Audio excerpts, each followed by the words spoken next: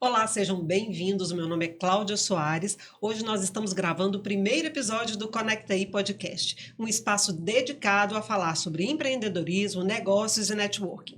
Hoje nós vamos receber Leonardo Bastos e Cristina Tabosa para uma conversa bem gostosa. Léo, Cris, se apresentem. Eu sou a Cristina Tabosa, sócia da Imobiliária Tabosa e Bastos, sou advogada, corretora e avaliadora de imóveis.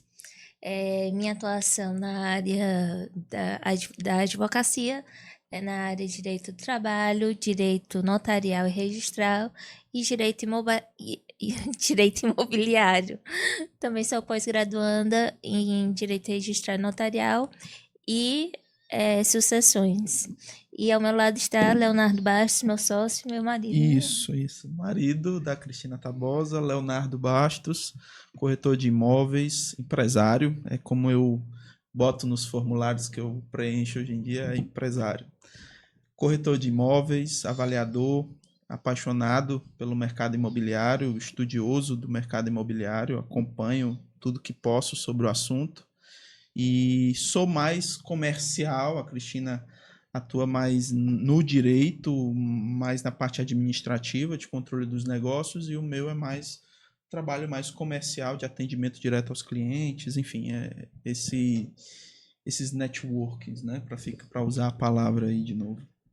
Pois, Léo e Cris, vou diminuir um pouquinho o nome, porque a gente já se conhece, Sim. né? Eu queria que vocês contassem um pouquinho para a nossa audiência como foi a experiência de empreender no setor imobiliário e quais os desafios vocês encontraram como empresários nesse setor. Olha, eu caí meio de paraquedas no mercado imobiliário. Minha primeira experiência foi como advogada em uma imobiliária. Logo em seguida, eu me tornei sócia. Poucos meses depois, em outra imobiliária, e já assumi esse novo mundo. E um belo dia eu quis entender mais essa rotina dos corretores. Foi quando eu quis me especializar no direito imobiliário e fazer o curso de TTI, né? Que é Técnico em Transição Imobiliária. E logo em seguida já fui pro curso de avaliador de imóveis. E eu me apaixonei por esse mundo. Eu que era do direito imobiliário, direito do trabalho, me apaixonei pelo mundo do direito imobiliário. Em seguida eu conheci o Leonardo. Me levou para dentro do negócio. Levei para dentro do negócio. Então, na verdade, você começou o negócio, Sim, o Léo sim. veio na sequência. A Cris eu não sempre digo isso, ela foi a minha mentora, foi ela que me trouxe para isso. Ela fez o que normalmente é um caminho inverso do que eu noto, assim, com certa frequência, por conta das dificuldades da carreira do direito, né? Muitas pessoas chegam para mim, pô, Leonardo, me formei em direito, já tirei a minha OAB, não estou conseguindo performar, não estou conseguindo desenvolver a minha carreira como advogado. Será que fazer um curso de corretor, também atuar no corretor, como corretor de imóveis, não seria interessante? Então, eu recebo muito essa demanda, né? Às vezes, algumas pessoas, advogados, chegam com esse problema, querendo alavancar as próprias carreiras e decidem que também pode ser interessante fazer um curso de corretor e desenvolver o trabalho de corretor. A Cris era diferente. Ela já era uma advogada bem-sucedida, e vem de uma família de advogados bem-sucedidos, uma coisa mais tradicional. E depois ela resolveu, por curiosidade, né, por empatia, de querer saber como que é o trabalho dos corretores que ela tinha lá sobre a gerência dela, resolveu entrar no mundo dos corretores e me incentivou a fazer o curso de corretor. Enfim, é um percurso diferente do que normalmente A Cris inspirou você nessa jornada. E, assim, voltando à nossa pergunta, quais foram os principais desafios que vocês encontraram aí para poder se consolidar como uma imobiliária? Porque o que a gente vê no mercado é que as pessoas começam como corretores em imobiliárias que já são consolidadas, mas vocês começaram como corretores e abriram a imobiliária, não é isso? Quando eu saí da imobiliária em que eu estava, o Leonardo acabou me seguindo. Sim.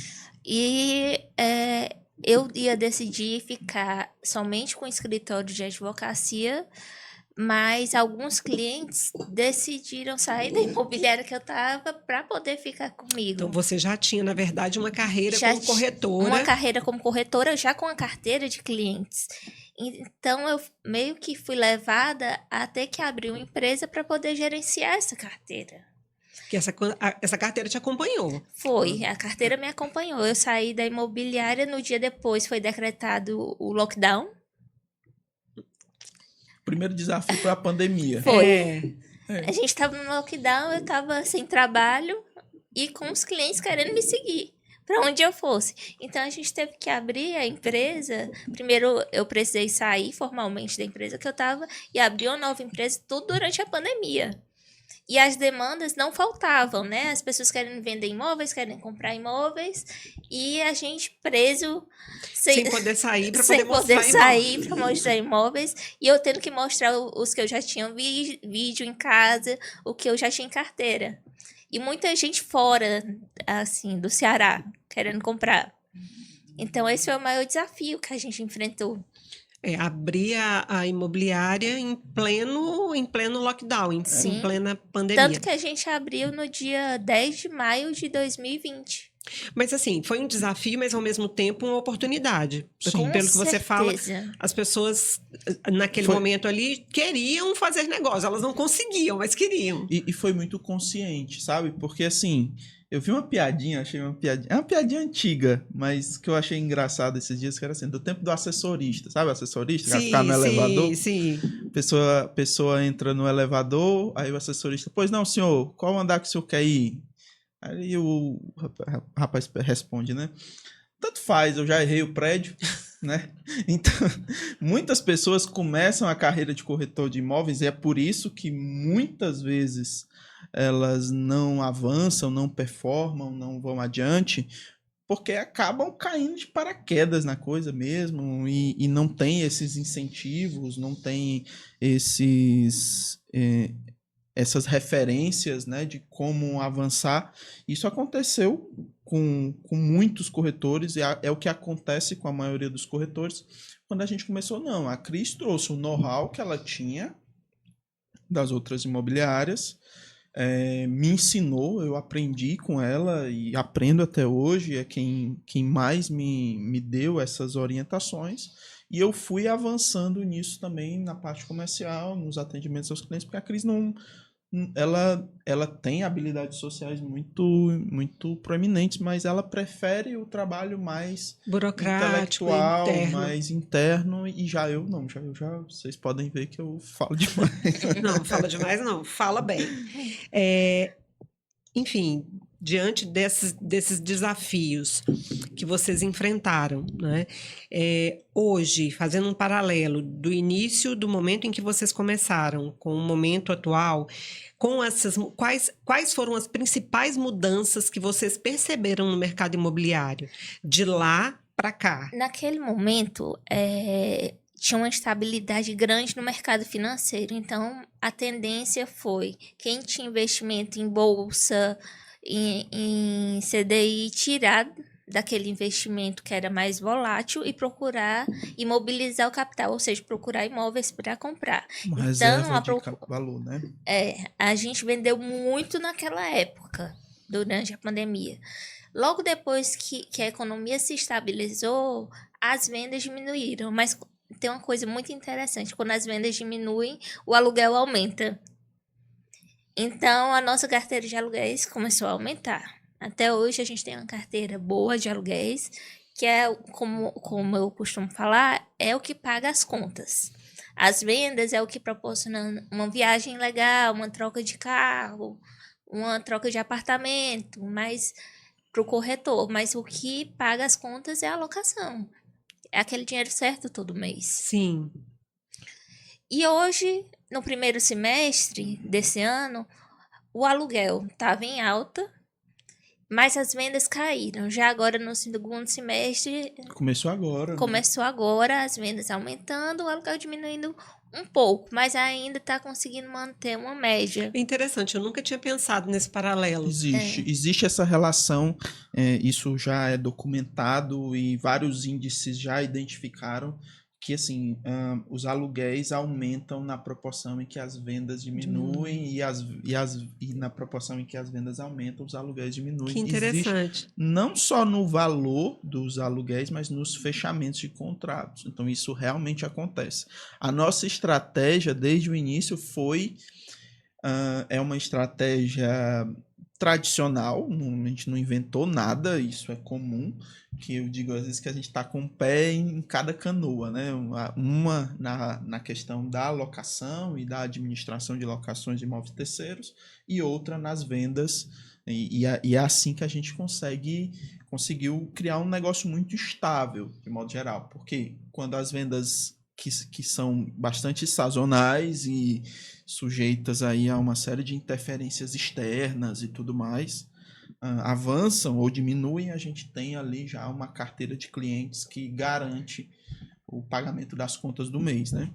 Agora, Léo, hoje no seu mercado, quais seriam as principais oportunidades? O que você vê hoje assim, no mercado que você aconselharia? Não só os seus clientes, mas assim, porque você, na verdade, você tem dois públicos, né? Você tem corretores como público. Vocês têm corretores hoje na imobiliária? Sim. Vocês têm um público que são os corretores e tem o público que é o cliente, seja ele de locação ou seja ele de compra e venda. Na verdade, assim, eu evidentemente que valorizo o trabalho dos corretores de imóveis.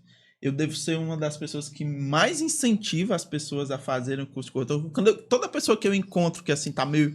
que entrou no elevador sem saber andar, que errou o prédio, sabe? Rapaz, o que você tá fazendo? Faça o curso de corretor, porque é um curso de nível médio. Você não precisa de uma formação superior, então a barreira de entrada é muito baixa.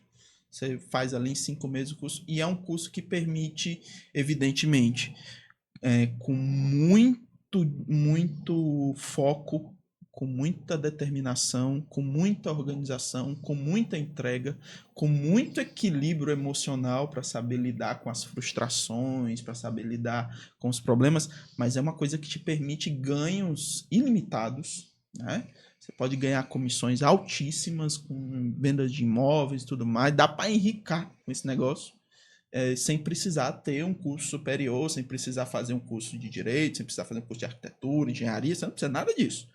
É claro que se você tem essa base, por exemplo, nós temos essa base jurídica, se você tem essa base da engenharia, isso ajuda, mas você não precisa disso para performar. E é um mercado porque a gente vê aí na profissão, por exemplo, na profissão do direito, a gente vê que tem muito advogado. Isso. Né? Entre outras áreas. Isso. Na sua área hoje, nessa área de corretagem, né? Essa área é uma área ainda... É possível de entrar ou ela é como o direito? Ela também é complicada. É porque assim como o direito, que tem muitos profissionais, tem muitos corretores, mas tem muita gente não qualificada. O que é que eu digo? Tem corretor que não sabe preparar um contrato, tem corretor que não sabe mostrar um imóvel, que não sabe fazer um atendimento ao telefone de forma satisfatória. Então, o mercado pode estar saturado, mas não tem mão de obra qualificada. Então, eu acho que não deve ser uma preocupação para novos profissionais. Porque contanto que você se dedique, que você estude, você queira aprender, você consegue. Então, existe espaço, desde que haja qualificação. E oportunidade. Existe muita oportunidade nessa área, existe mais oportunidade, inclusive, do que no direito. Você respondeu a pergunta. Sim. Aí. E, inclusive, eu gosto de citar um caso. Você sabe que é o maior corretor de imóveis do mundo? É um americano de 82 anos do Texas, chamado Ben Caballero. Esse senhor de 82 anos, no ano de 2014, ele entrou para o Guinness Book como o primeiro single agent, primeiro corretor de imóveis. Isso são números dele, ele tem a imobiliária dele, mas esses são números dele, a vender $1 bilhão. Primeiro single agent, primeiro corretor de imóveis a vender $1 bilhão. ano após ano, o Ben Cabaleiro vem quebrando o próprio recorde. Ele teve uma pequena redução durante a pandemia, mas no ano passado ele divulgou no X, né, agora o ex-Twitter, que ele fez um VGV ano passado de 6,4 bilhões de dólares. Um corretor de imóveis dos Estados Unidos. Para que se tenha ideia de como o mercado imobiliário brasileiro ainda é pequeno e tem área para crescer diante do mercado geral, o estado do Ceará inteiro vendeu 4,6 bilhões de reais. Ou seja, um corretor americano é maior do que o mercado imobiliário cearense inteiro. Então, assim, é possível você ganhar muito dinheiro e performar num nível absurdo. A Caixa Econômica Federal liberou menos de R$1 bilhão em financiamento no ano passado. E os números do Cabaleiro são em dólar. O dólar está 5,50. É um outro mercado. É outro mercado, mas existe a oportunidade aqui dentro. Muito. E uma oportunidade muito, real. Muito, sem dúvida. E o mercado dá para todo mundo e dá para crescer. Mas, Cláudia, voltando sobre oportunidades de investimento, eu dou um conselho para quem vai investir agora. Procure imóveis com um valor de renda que você possa alugar aquele imóvel entre mais de 0,5% e até mais ou menos 1% do valor da venda que você comprou, e que ele tenha uma despesa fixa muito baixa. O que é despesa fixa? É aquela despesa que, juntando condomínio, IPTU, taxa de lista, sejam despesas baixas para o período que ele fique vago. Porque se você está alugando e seja um condomínio de R$3.000, qual é a despesa que você vai ter com aquele imóvel parado? Não vale a pena. E embora não seja avaliado oficialmente, não seja um ponto para fins de avaliação, o condomínio influi muito no valor do aluguel. Sim. Por exemplo, se eu tenho um condomínio de 3.000, eu não vou poder alugar o apartamento pelo preço muito alto, porque não vai ter quem alugue. Por melhor que seja, ele pode ter 200 metros quadrados, mas não vai pegar um valor muito alto. É verdade. Essa questão do custo fixo, né? Um custo fixo mais baixo. Com certeza. Ela tá totalmente correta. Eu acho que se você quer investir em imóveis, você tem que procurar um corretor de imóveis para te dar essas orientações e ele é que vai te apresentar as melhores opções do mercado, e aí eu acho que corretor assim, qualificado, capacitado, né, para te dizer. É interessante você falar sobre isso, porque existe, na verdade, muita técnica por trás disso. Muito estudo e muita técnica. Eu vi recentemente uma profissional da área falando justamente a respeito disso. Porque quando você... existe... Fiquei sabendo ontem por uma amiga que mora em Portugal, e eu achei super interessante. Por exemplo, os brasileiros emigram para Portugal, assim como outras pessoas emigram para cá. Eu acho que isso... Eu não sei se existe esse serviço aqui no Brasil, mas em Portugal existe uma consultoria imobiliária para imigrantes. Claro. E eu achei sensacional. Existe também no Brasil. Pois Miami, pronto. De Miami tem muito não sabia que existia essa consultoria. É um valor, assim, para o mercado de Portugal, é um salário mínimo de Portugal, essa pessoa estava me explicando. E você solicita essa consultoria para poder entender o melhor local onde você vai morar, assim, todas essas informações acerca de segurança, saúde, educação, proximidade, local, valores, porque quem vai daqui para lá também não pode fazer um investimento muito alto. O sistema de locação lá é diferente do nosso sistema de locação daqui.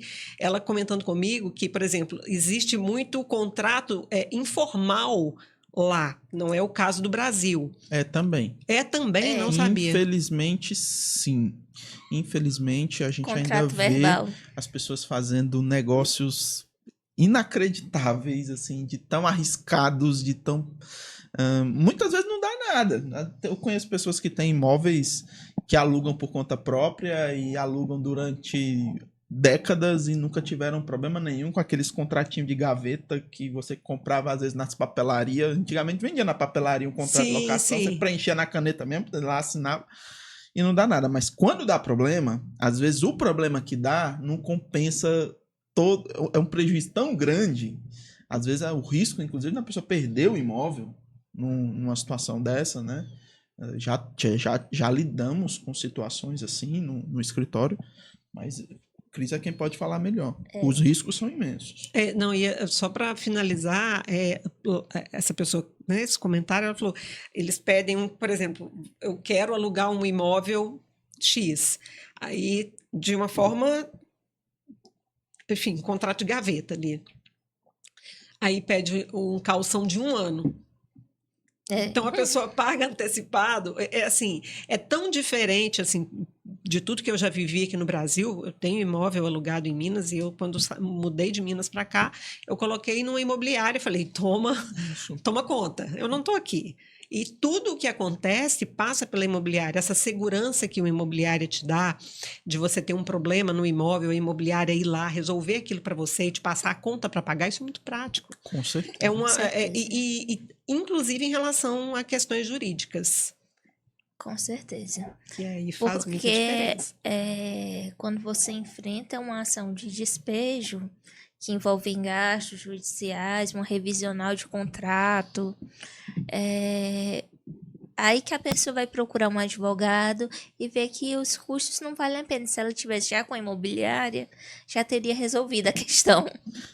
Sem falar no desgaste emocional, sem falar, às vezes, nas ameaças de morte que ocorre, né? Porque você botar uma pessoa para fora da casa dela, entre aspas, porque afinal é alugado, mas ela mora lá, né? Tem a residência. E você vai botar ela para fora, você vai entrar com ação de despejo. Isso, às vezes, é algo extremamente traumático, extremamente perigoso. Pode ser bastante perigoso. Então, assim, sem uma assessoria jurídica especializada, sem a precaução de um contrato bem feito no início, porque a gente, às vezes, recebe a administração de alguns proprietários que já estão tendo problemas. Chegam, Leonardo, olha, eu aluguei pro fulano de tal tá deixando de pagar o aluguel, ele já tô tendo problema com eles. Você assume a administração? Assumimos, mas desde que você esteja ciente de que daqui para frente é uma negociação diferente, porque o contrato já está vigente, é um contrato mal feito, que tem os seus problemas e nós vamos tentar lidar com esses problemas que foram construídos no início, né? Então, assim, já é mais difícil. A gente faz, a gente tem assessoria jurídica para isso, mas é bastante problemático daí em diante. É diferente de você iniciar uma locação nova com um contrato bem feito, uma amarrado, vistoria de 50 páginas. com análise bastante rigorosa, como é a nossa análise, por exemplo, dos inquilinos. Não é apenas capacidade financeira, não é apenas a estabilidade financeira que a pessoa tem, mas a questão dos antecedentes criminais, né? Quem é que você está botando para dentro da sua casa? É um imóvel que você tem, que você trabalhou para juntar esse patrimônio, você vai alugar para uma pessoa sem verificar antes? E hoje, Léo e Cristina, quais são, se você fosse destacar os principais serviços da imobiliária, quais seriam? Assessoria na compra e venda de imóveis, administração imobiliária, regularização de imóveis e tem a parte do meu escritório, né, que funciona ação de uso capião, ação de adjudicação compulsória, revisional de contrato, todas as ações locatícias, enfim, imobiliárias, até na parte de sucessão, inventário, relacionados a imóveis, nós tratamos. Vamos aqui para a nossa terceira pergunta. Acho que a gente até, de certa forma, passou por ela, mas hoje, se eu fosse empreender no mercado imobiliário como comprador, né, de imóveis, quais seriam as melhores oportunidades? Para você empreender, primeiro você tem que saber qual o seu público e a região que mais se adequa ao que você está procurando. Porque, por exemplo, não adianta eu querer atender o público A e escolher um bairro onde predomina um público C. você não vai conseguir atender o público A naquela região. Então, você tem que fazer antes todo um estudo prévio para saber se você pode atender o público que você quer atender no bairro em que você quer atender, porque se torna inviável. Se você ainda está incerto se o seu projeto vai valer a pena, eu indico alugar. Mas vamos lá, por exemplo, eu tenho um capital, certo? Certo. E aí eu quero começar a trabalhar com essa questão do mercado imobiliário. Eu quero investir num imóvel para alugar depois. Eu não quero parecer repetitivo, mas assim, se você vai entrar no mercado imobiliário, você tem 500 mil, 1 milhão, 2 milhões de reais para investir, e você não tem a experiência de investir no mercado imobiliário, me contrata. Eu te dou assessoria, entendeu? Ou contrata um corretor capacitado, experiente para te dar essa assessoria. Você não vai pagar. Por exemplo, se você me contratar, você não paga por isso. A minha assessoria você não vai pagar. Eu vou te dar essa assessoria gratuitamente, eu vou te apresentar as melhores opções, eu vou te apresentar os estudos. Pronto, você tem R$1 milhão. Com esse R$1 milhão, o que dá para a gente fazer aqui? Qual é a melhor rentabilidade? Quais seriam as melhores opções? E aí eu te apresento o mercado, né? Quais são as opções disponíveis no mercado e você decide, com base em dados, com base em um estudo fundamentado, né?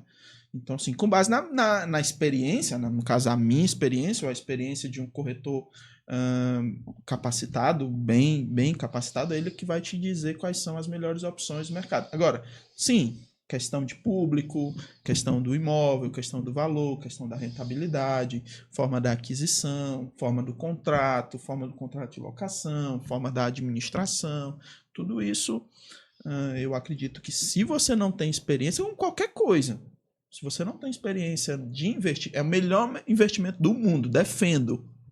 Se quiser debater, defendo que é o melhor investimento do mundo.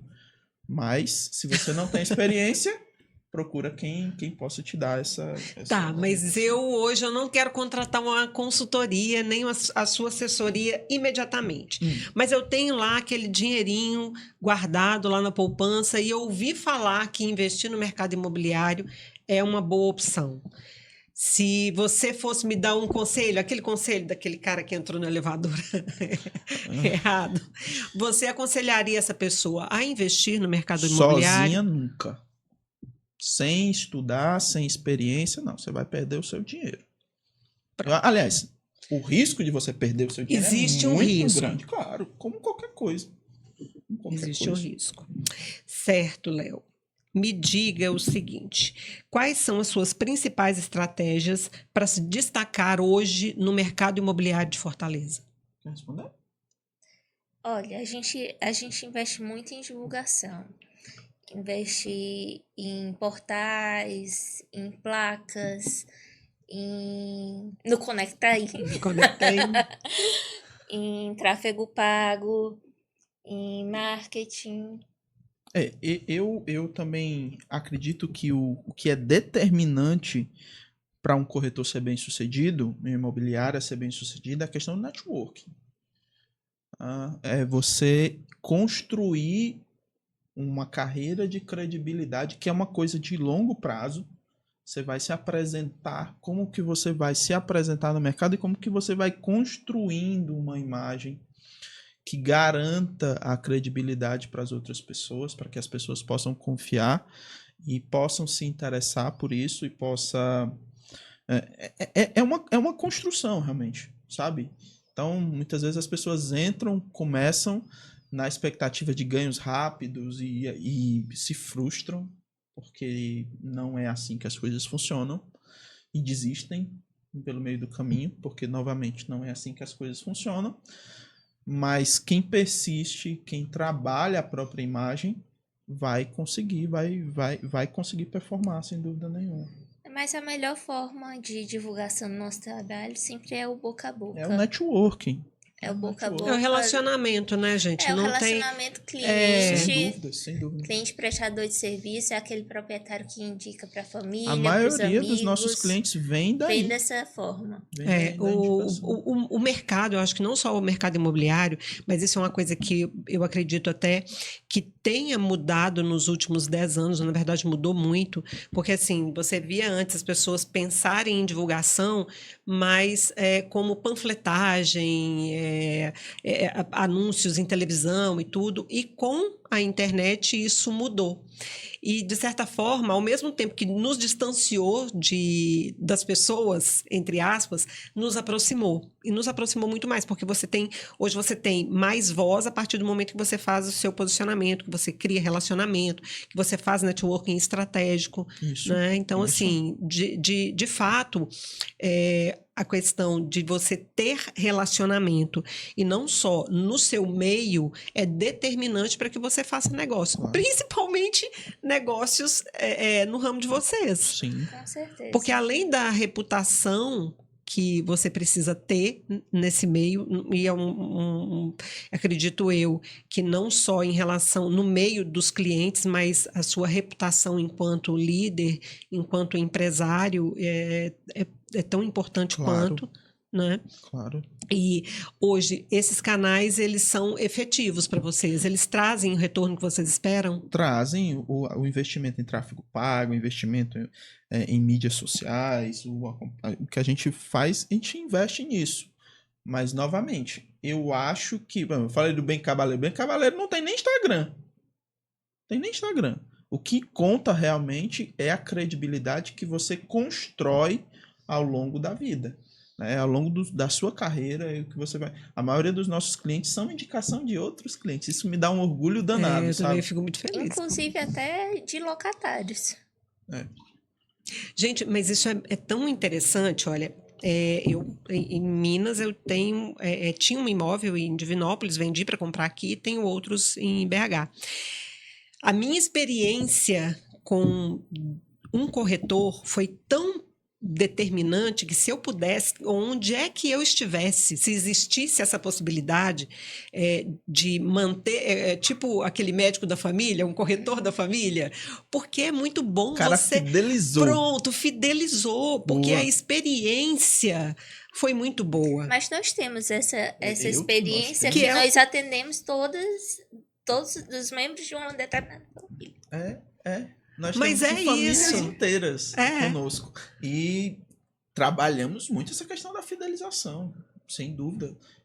Modéstia à parte, a gente tem muitos clientes que eu considero assim, bastante fidelizados e que gostam, que indicam, que trabalham pra gente. Mas não é gostoso esse tipo de relacionamento comercial que ele sai, ele extrapola o relacionamento comercial. Com certeza. Porque é muito bom você colocar nas mãos de alguém e falar assim, não, essa pessoa ela vai resolver isso para mim, eu não vou ter dor de cabeça.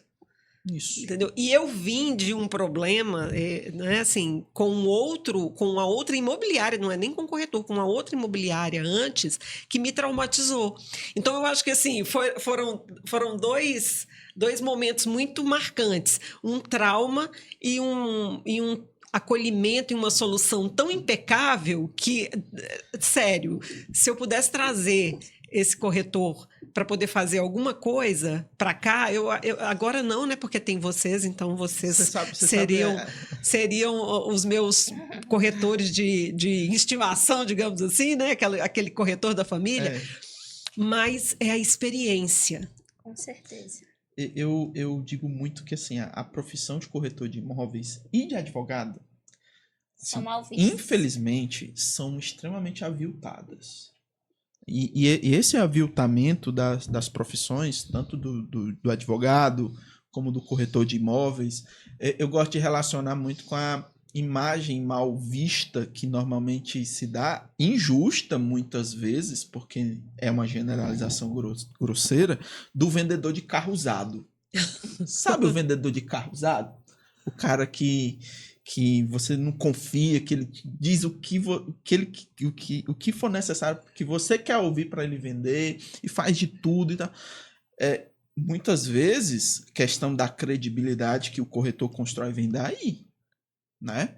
Então, como é que ele está conduzindo os atendimentos, como é que ele está conduzindo a própria imagem, ele vai fechar uma venda. Eu gosto de dizer o seguinte, ele ganha no varejo, mas ele perde no atacado. Ele fechou um negócio uma vez, mas dificilmente ele vai vender de novo, vai ter a recorrência, vai acontecer de novo. Então, assim, ganhou no varejo, mas vai perder no atacado. Ele vai sair do mercado. Esse cara vai sair do mercado. Não tenha dúvida. A experiência... Gente, e tem uma outra coisa que para mim é determinante, que vai para além da questão do relacionamento, porque assim, se a gente for pensar a grosso modo, você ter um primeiro relacionamento com o cliente não é tão difícil. Não. Não é. O que é difícil é a manutenção desse relacionamento. Que a gente estava até conversando antes de começar o podcast. Sim. Exatamente sobre isso. É muito difícil porque diz respeito à experiência. E a gente pode até, entender, esquecer o que uma pessoa fala, mas como ela te trata... É difícil. Você não esquece. Eu digo que a fase da captação é a fase do namoro. Que tá tudo a mil maravilhas, todo mundo se gosta. E quando começam a aparecer os primeiros desafios, é que você testa o relacionamento. Que aí é a fase do casamento, você já tem um contrato com a pessoa. E agora me surgiu aqui uma curiosidade. Como é que vocês lidam? Porque eu sei que vocês também têm clientes desafiadores. Como é que vocês lidam com esses clientes mais complexos? A gente lida com esses clientes mais complexos descobrindo o que os motiva e o que os estressa. Então, evitando tocar em alguns pontos negativos e tentar motivá-los a investir nos seus imóveis, a prestar uma certa manutenção, para evitar que esses imóveis se desvalorizem, que é sempre nosso maior desafio junto aos proprietários, é evitar a desvalorização dos imóveis deles, sabe? Então, é sempre com carinho. É com carinho, mas eu acho que também o empreendedor, ele tem que ter a consciência de que nem todo cliente vale a pena. Nem todo cliente vale a pena. Tem cliente que você tem que demitir, entendeu? Às vezes, o cliente que mais dá trabalho, eu vi isso recentemente, o cliente que mais dá trabalho é o que menos dá retorno. Realmente, é como quando existe mais venda, menos aluguel, esse equilíbrio aqui. Exatamente. Aqui eu acredito que não seja seja o ideal, né? Sim. Porque desafio a gente sabe que vai ter. Mas aquela questão de criar a credibilidade, construir a sua credibilidade, também passa por você saber firmar uma posição. Sim. Né? Sim. Assumir uma posição ativa. Sim. Né? Então, assim, você quer ser respeitado como profissional. Como ser humano. Como ser humano. Então, você também não pode se desvalorizar. Você tem que deixar já determinado o seu valor.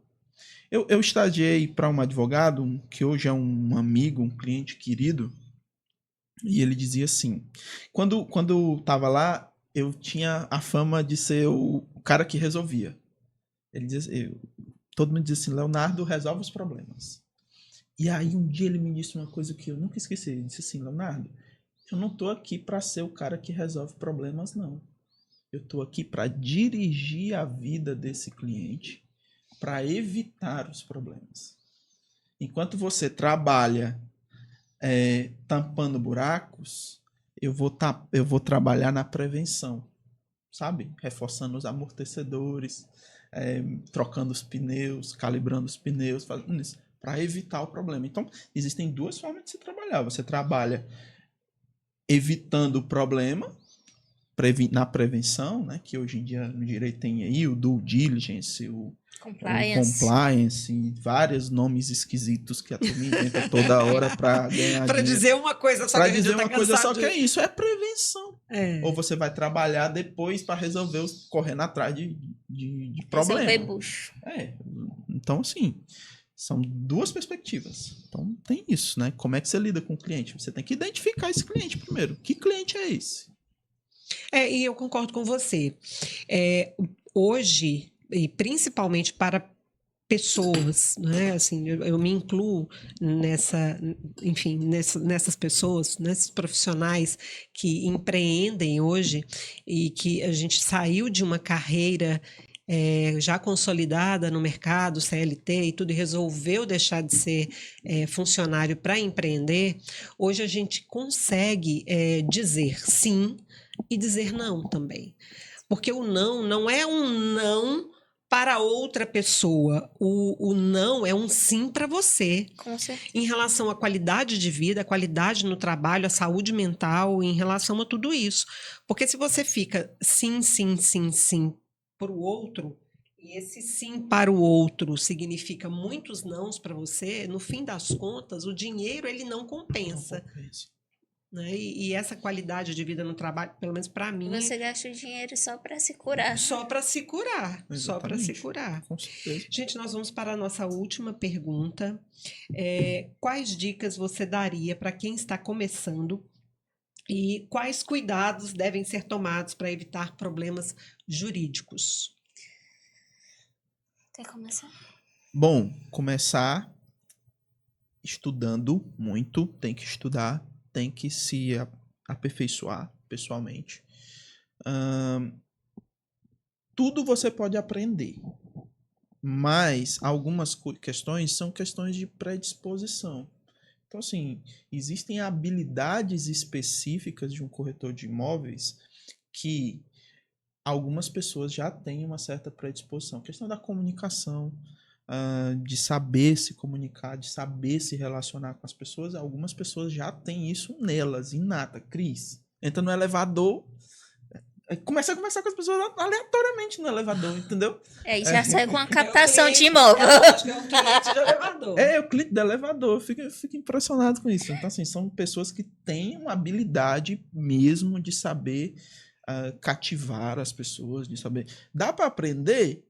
Dá para aprender, mas não é tão simples assim, não. Você já ter isso, né? Até você desenvolver uma habilidade social e tal, não é tão simples, mas é fundamental para um corretor de imóveis, fundamental para quem quer começar nesse negócio. Se você não tem e quer entrar, trata de desenvolver, deixa de ser chato, em primeiro lugar. Né? Você tem que ser uma pessoa interessante, agradável, que as pessoas queiram ter por perto, isso é o mínimo. Respeitável, né? Que passe credibilidade. É o mínimo. E isso tá em tudo. Tá nas roupas que você veste, tá na forma como você se comunica. Isso é fundamental. Na sua linguagem, a prática é essencial. Estagiar é essencial. Você passar por outras imobiliárias, ter outros tipos de experiência, não é ficar limitado a só fazer um tipo de atendimento por telefone, não.